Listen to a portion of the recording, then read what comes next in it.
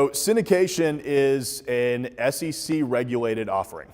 So it is a security, which means that the SEC, you've actually got to report to the SEC, and there are a lot of guidelines that you have to follow.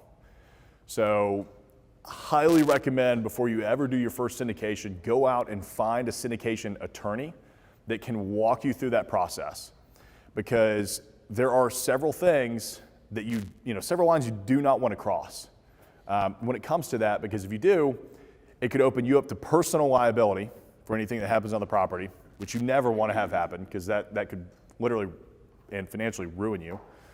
But also, you want to make sure that you're doing right by your investors, right? So there's two primary types of syndication. There's a 506B and a 506C. So a 506B is friends and family. That means as long as we have a pre-existing relationship, I can take money from you. Now, there's no real definition as to what a pre-existing relationship is. Is it we had coffee 5 years ago, or you've been my best friend for 20 years? It just can't be like, hey, I met you while we had this offering open, throw me some money. Before you take that offering live, you have to have a pre-existing relationship.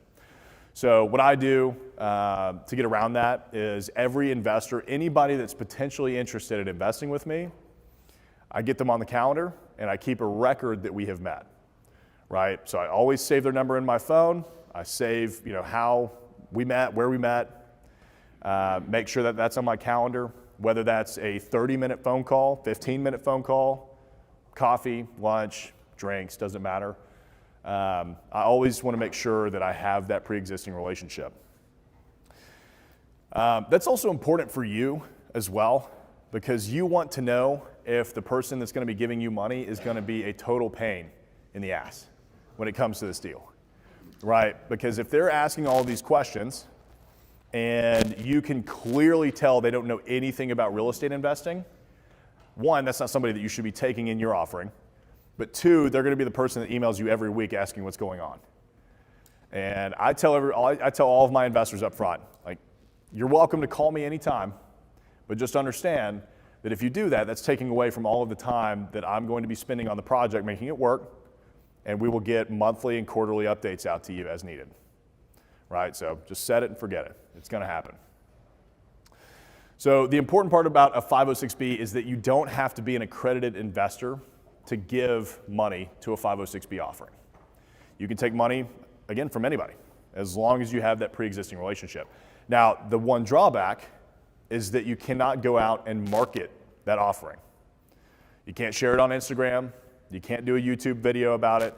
You can't do Facebook ads for it. It has to be somebody that's on your email list or somebody that you call, text, somebody that's already in your network.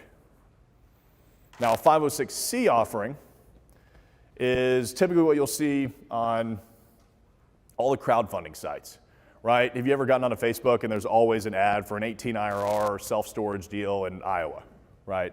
That's what's called a 506C offering.